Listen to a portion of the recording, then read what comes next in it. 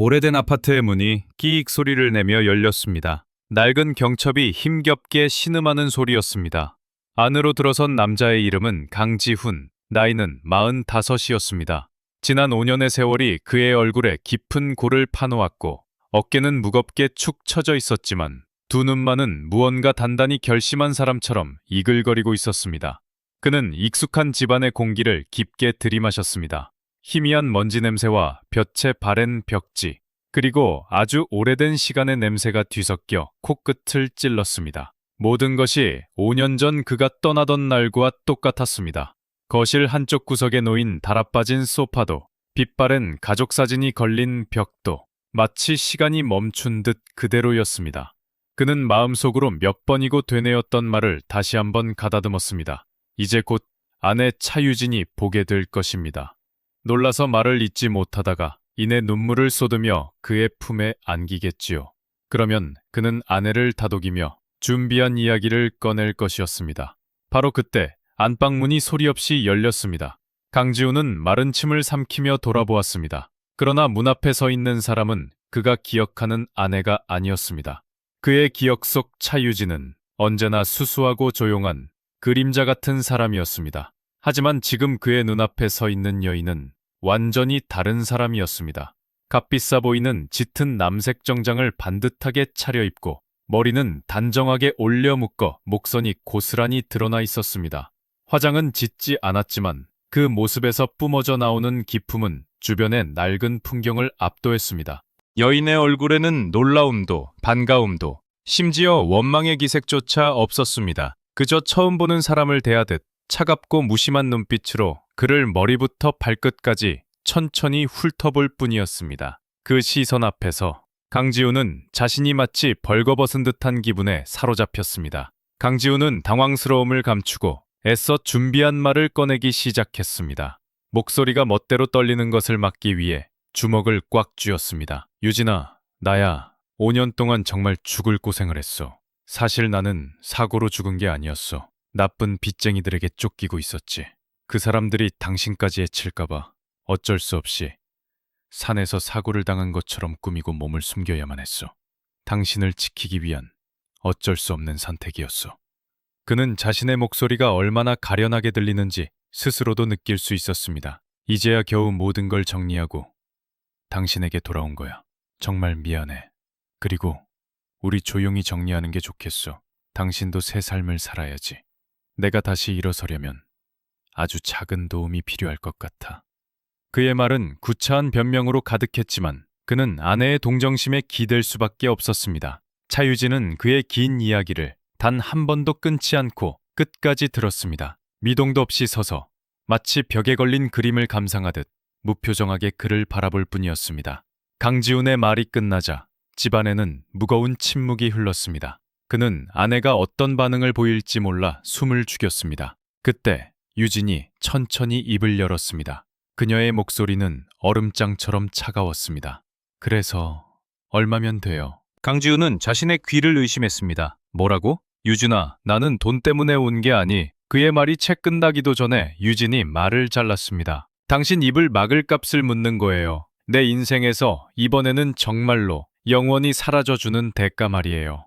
그 목소리에는 아주 작은 감정의 흔들림도 없었습니다. 그것은 남편을 대하는 아내의 말이 아니라 귀찮은 문제를 처리하여 연 사업가의 말이었습니다. 유진은 더 이상 대답을 기다리지 않았습니다. 마치 볼 일이 끝났다는 듯 아무 말 없이 몸을 돌려 현관으로 향했습니다. 강지훈은 망연자실한 채 그 자리에 얼어붙어 있었습니다. 그는 자기도 모르게 창가로 달려갔습니다. 아파트 아래에는 번쩍이는 검은색 고급 승용차가 서 있었고 운전기사로 보이는 사람이 재빨리 내려 뒷좌석 문을 열었습니다. 유진은 조금의 망설임도 없이 차에 올라탔습니다. 차는 부드럽게 미끄러지듯 출발하여 골목 끝으로 사라졌습니다. 강지훈은 텅 빈 낡은 아파트에 홀로 남겨졌습니다. 창밖의 세상과 이 방 안의 세상은 마치 다른 차원처럼 느껴졌습니다. 그는 자신이 지난 5년간 상상했던 모든 것이 한순간에 무너져 내렸음을 깨달았습니다. 세상이 완전히 뒤집힌 것만 같았습니다. 아내가 변한 것이 아니었습니다. 세상 전체가 그를 버리고 완전히 다른 곳으로 떠나버린 듯 했습니다.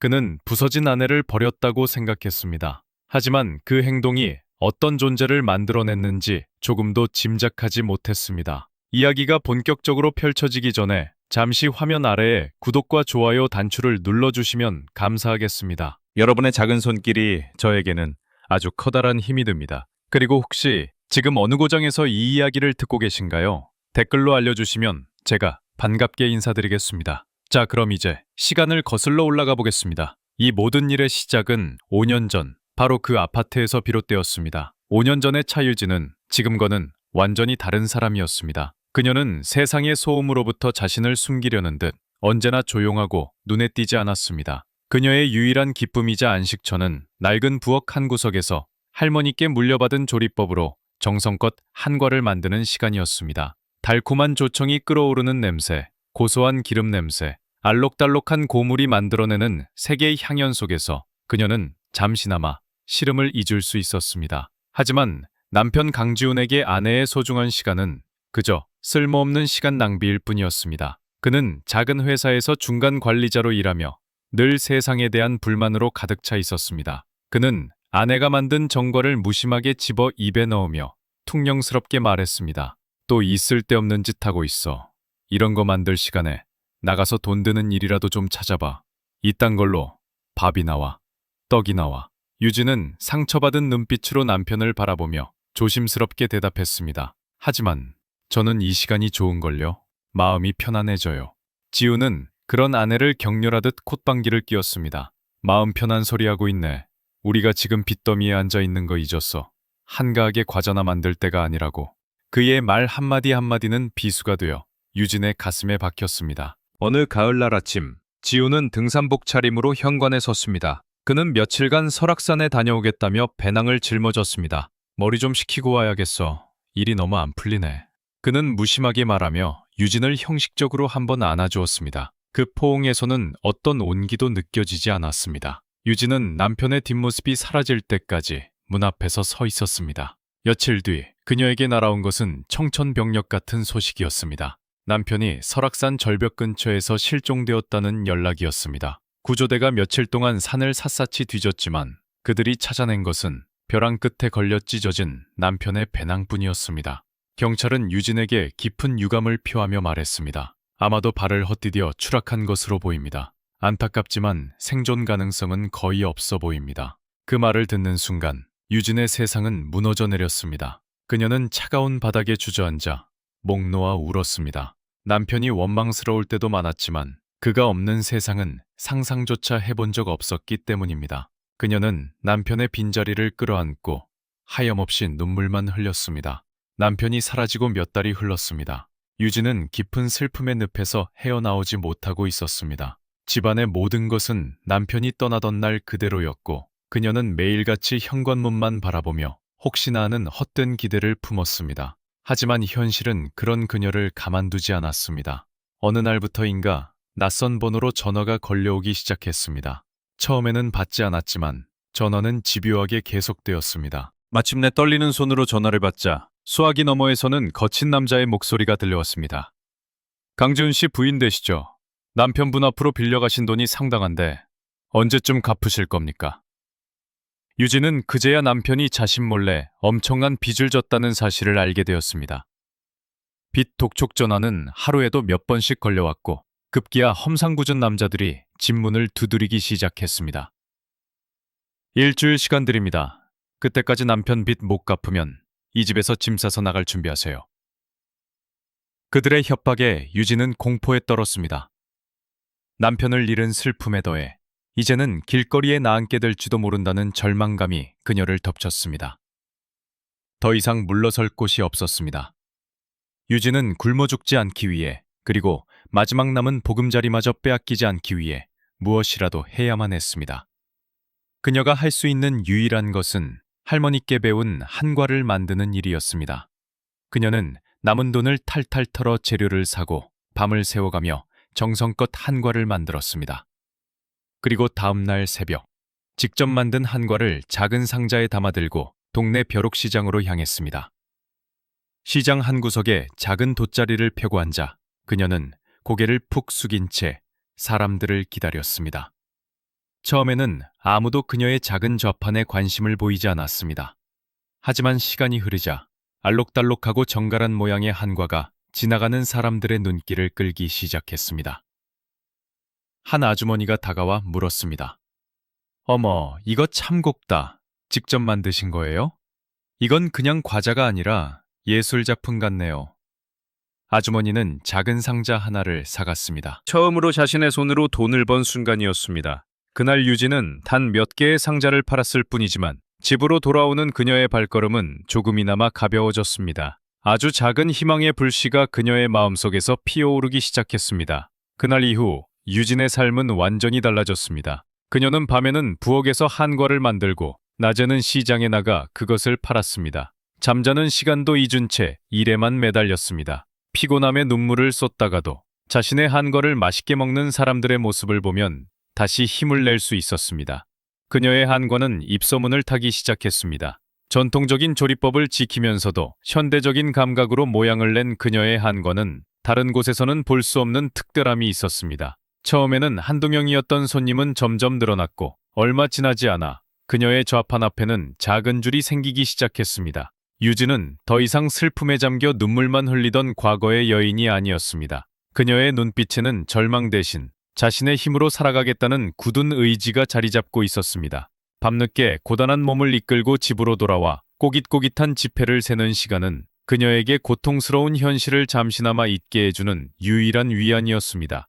유진의 작은 사업은 아주 느리지만 꾸준히 자리를 잡아갔습니다. 시장에서 번 돈을 한 푼 두 푼 모아 그녀는 마침내 인터넷에 작은 가게를 열었습니다. 화려하지는 않았지만 그녀의 정성이 고스란히 담긴 공간이었습니다. 주문은 많지 않았지만 전국 각지에서 들어오는 주문서를 볼 때마다 그녀는 가슴이 벅차올랐습니다. 하지만 그녀는 여전히 혼자였습니다. 새벽같이 일어나 재료를 다듬고 정성껏 한과를 만들고 그것을 예쁘게 포장하고 무거운 상자를 들고 우체국까지 가는 모든 일을 오롯이 그녀 혼자 감당해야 했습니다.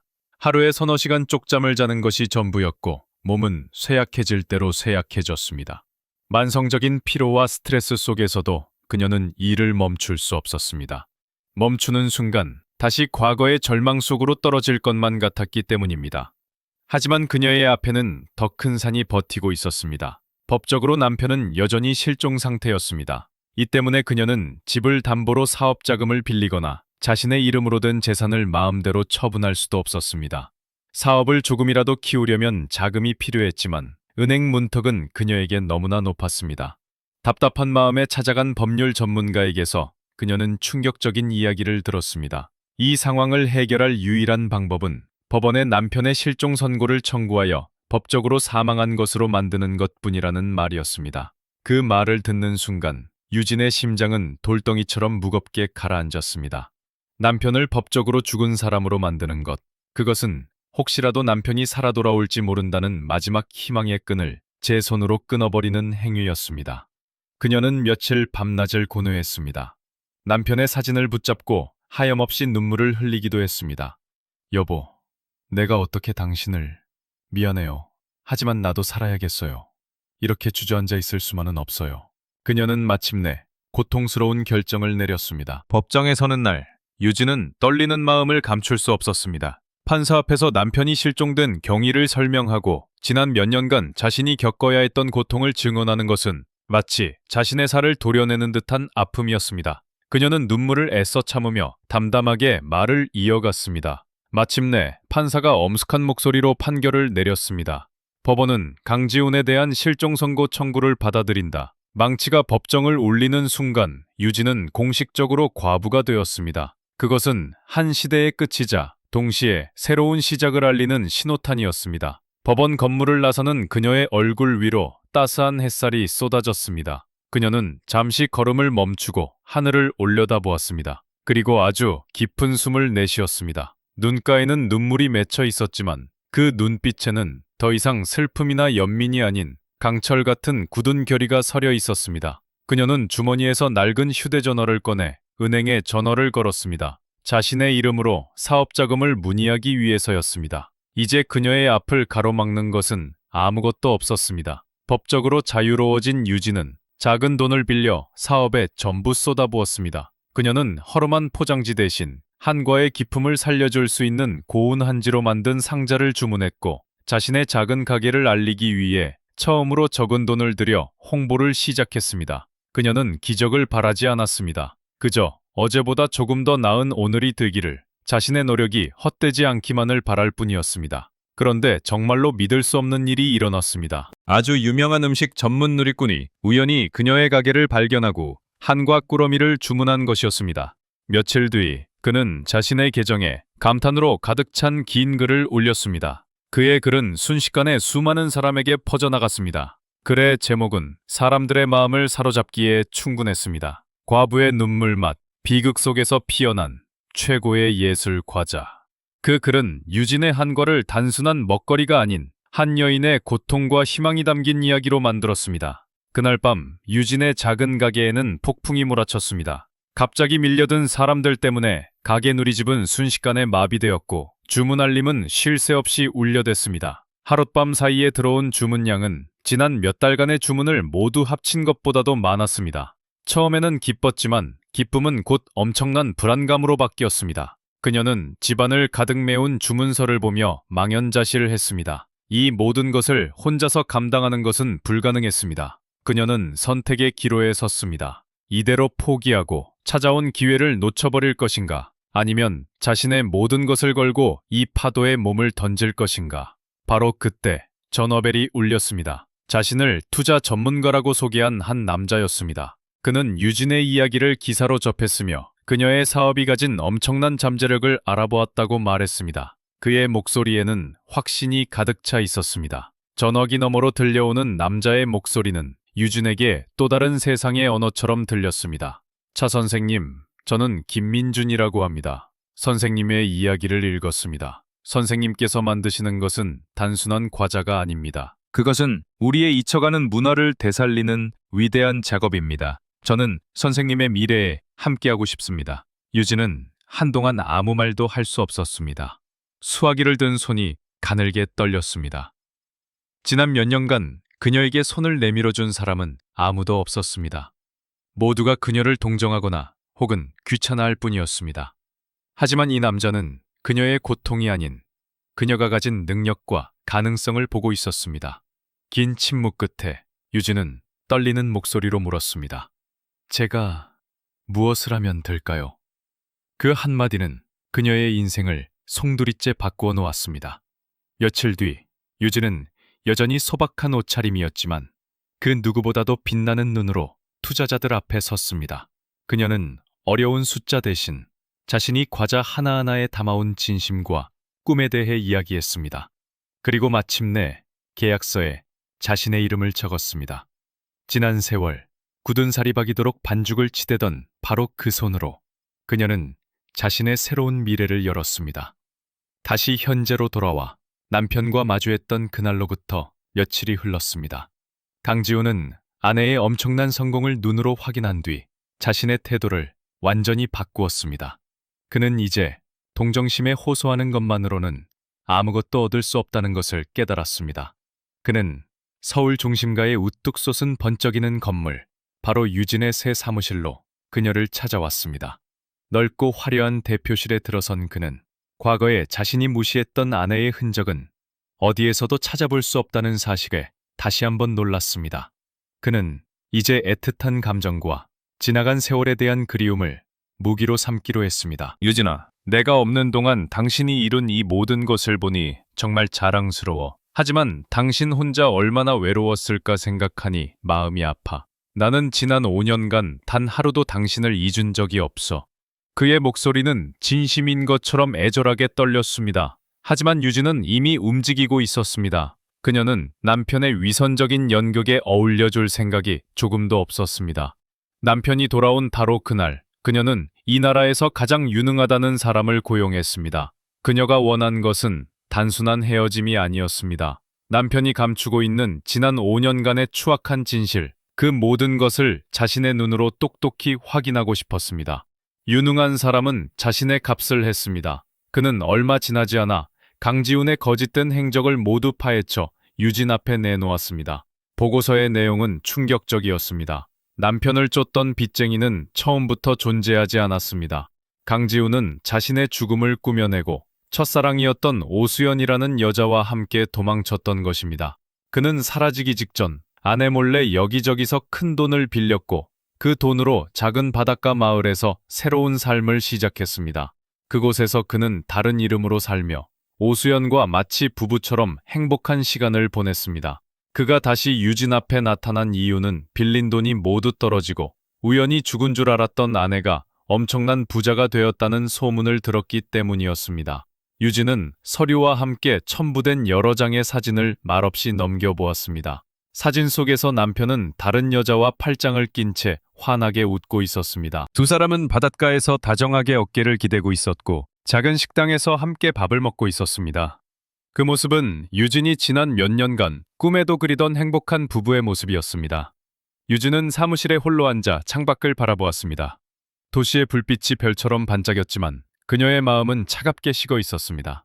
남편에 대한 마지막 남은 아주 작은 연민마저 산산조각 나버렸습니다.